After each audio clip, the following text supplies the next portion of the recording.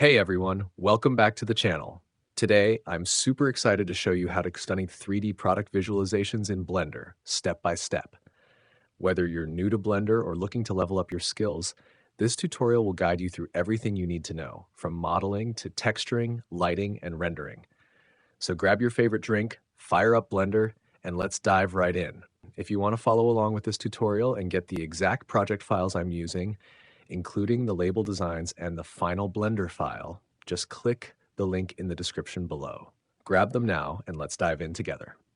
And hey, if you're not already subscribed, make sure to hit that subscribe button and ring the bell so you don't miss any of my future tips and tricks. Let's get started. All right, let's get started by clearing the scene. Select everything and delete it.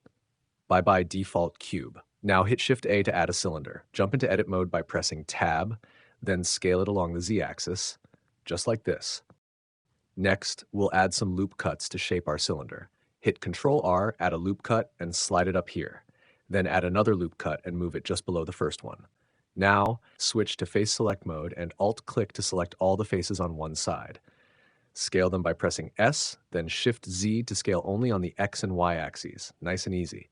Switch over to Edge Select mode by pressing 2 and select this edge here. Scale it down just a touch. Perfect. Hit I to inset, and inset again, and one more time. Why not? Hit G and move it up along the Z-axis. Let's go for one more inset for good measure.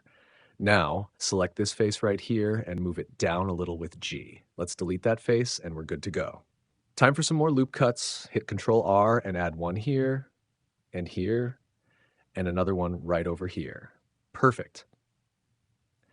Jump back into object mode, press Ctrl-1 to add a subdivision surface modifier, and look at that, we've got our base shape. Don't forget to shade smooth for that clean look. Back in edit mode, select this edge here and duplicate it with Shift-D. Hit P and choose Separate by Selection. Now select the edge we just separated, go into edit mode, press A to select everything, and hit F to fill it in. Remove that subdivision surface modifier so we can see better. Hit I to inset a little bit, then E to extrude. Rinse and repeat. Inset, and extrude once more, scaling it down nicely. Let's delete this face here, hit Ctrl F and choose Grid Fill. Select this edge, G to bring it down just a tad, then G plus Z to move it down a bit more. Finally, hit A to select everything and scale it up slightly. And there you have it. All right, let's add some loop cuts around here. Hit Ctrl R.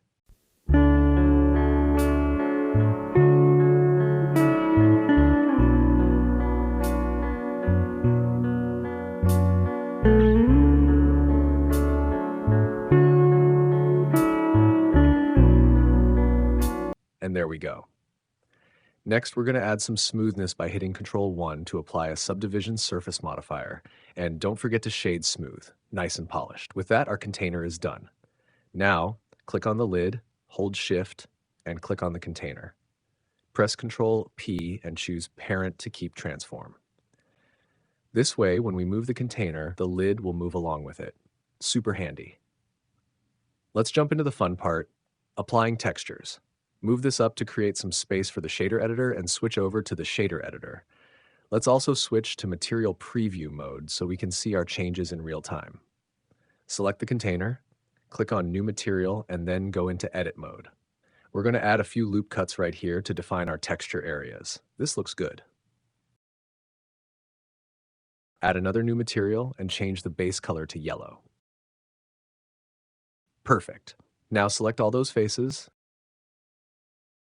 choose the yellow material, and hit Assign to apply the color. Nice. Now let's move on to the lid. Tab into edit mode, select the lid, and add a new material with a blue base color. To add some extra detail, select this face and hit Ctrl+ a few times to grow the selection. Add a new material slot. Create a new material and set its color to yellow.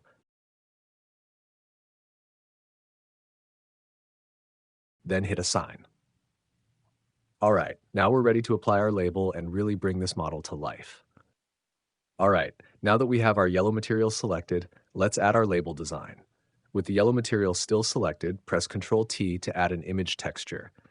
Make sure you have Node Wrangler enabled for that shortcut. Then, locate your label design file in your folders. Next, we're going to create some space for our UV editor. So go ahead and split the view and switch over to the UV editor. It's time to unwrap our label. Hit Tab to enter edit mode. Luckily for us, all the yellow faces are already selected. If yours aren't, just make sure all the faces with the yellow material are selected. In the UV editor, hit A to select everything, then hit S to scale the UVs. Let's adjust a bit. Hit G and Z to move it down, and scale again on the Y-axis if needed. Move things around with G and Z until the label fits just right. All right, looking good, but we need to fix a small detail. In the shader editor, under the image texture node, we're going to change the setting from repeat to extend.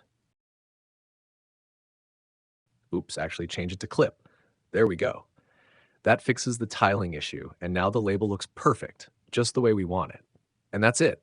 Our 3D product visualization is looking slick with that label wrapped perfectly around it. All right, now let's select our lid. Go ahead and select the yellow material, then press Ctrl T to add an image texture, just like we did for the container, and locate your label design in the folder.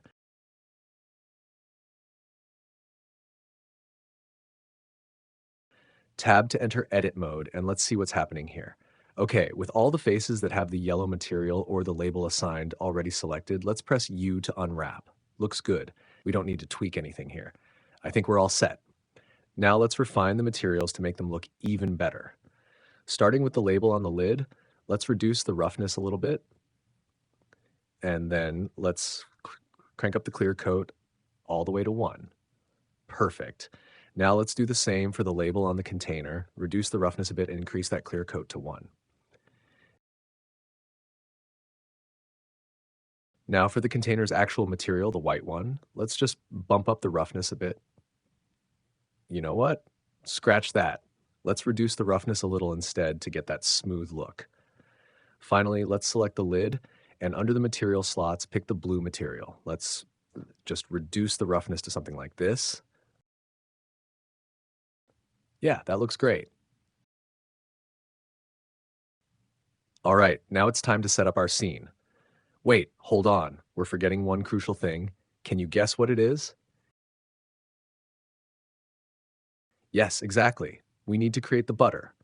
Okay, let's switch to object mode. Select our container and press the backslash key to solo it. Hit Tab to enter edit mode, and since we already have our faces selected, just press Shift D to duplicate them.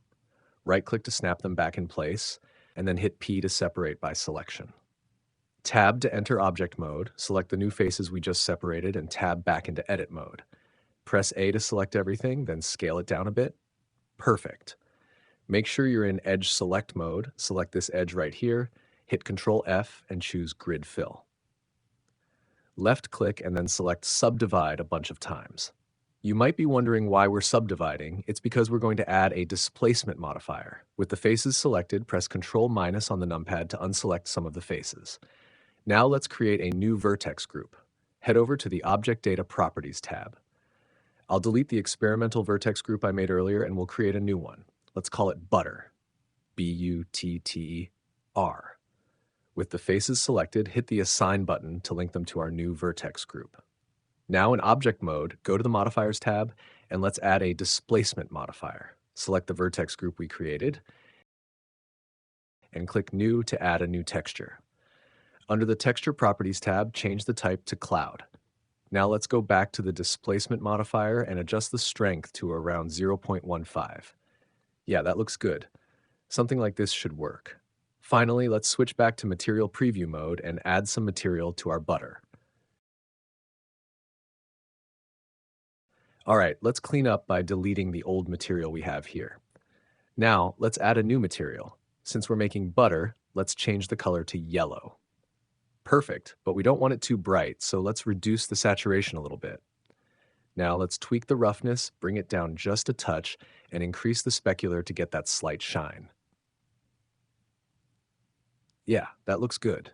With our butter all set, select the butter, then Shift-select the container, press Ctrl-P, and choose Parent while also keeping the transform. That way everything stays perfectly aligned.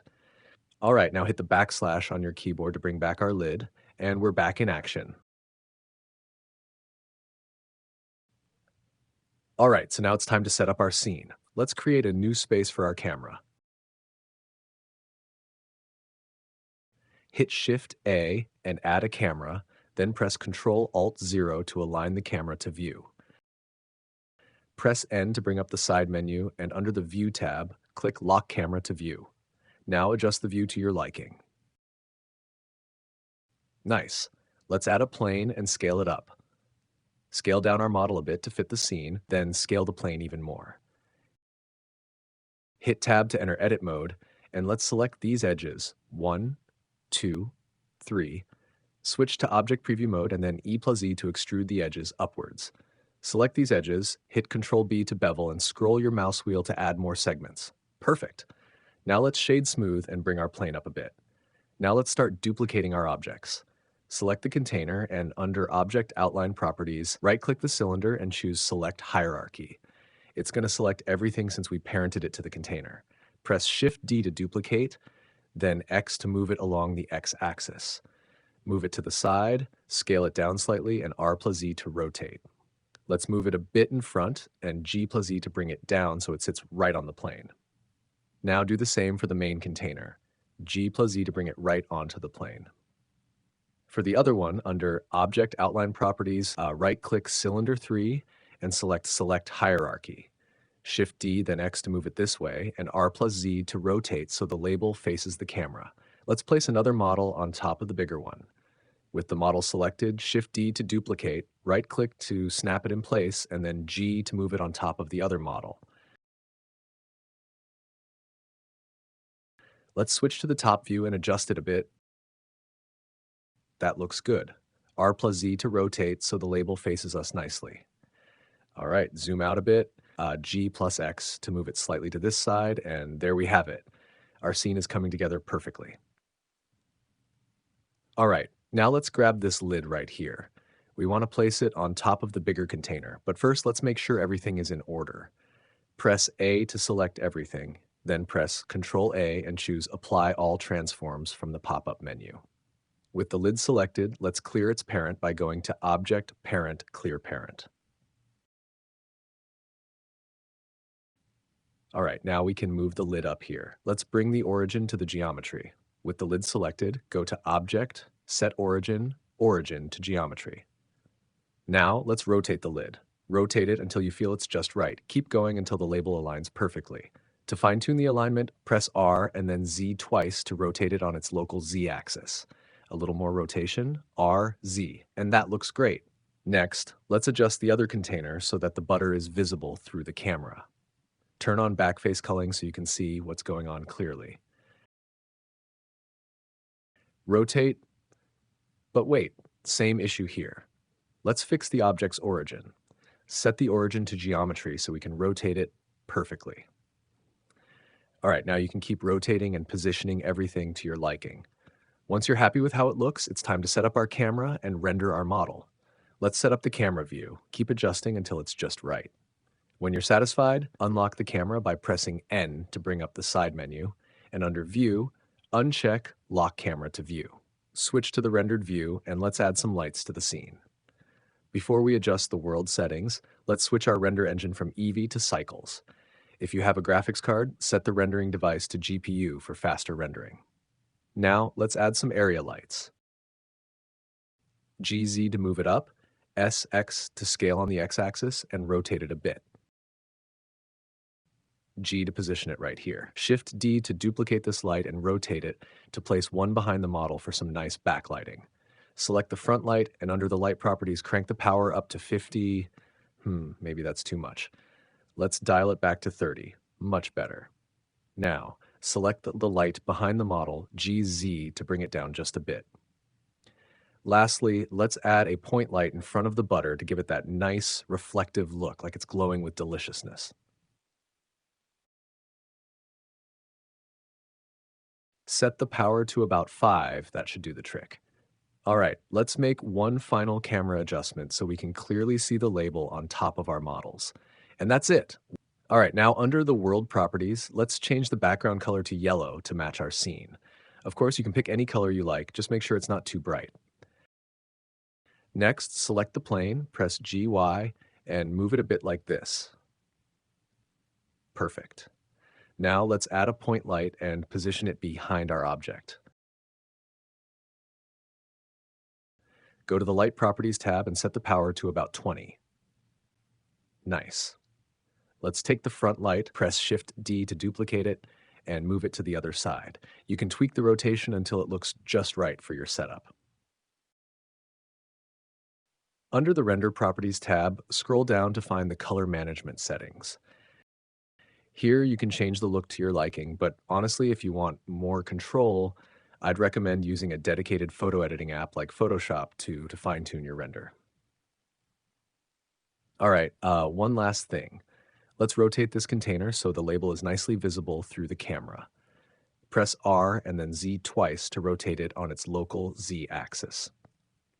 That looks perfect. Now set your render samples. I'm going with 200 samples for this one, and you're ready to render your awesome 3D product visualization model. Hit that render button and watch your creation come to life.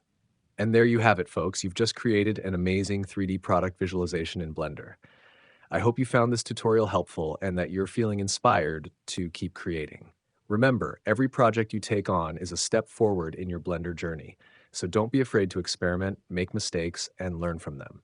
If you enjoyed this tutorial, please give it a thumbs up, and if you're new here, don't forget to hit that subscribe button and turn on notifications so you never miss an update.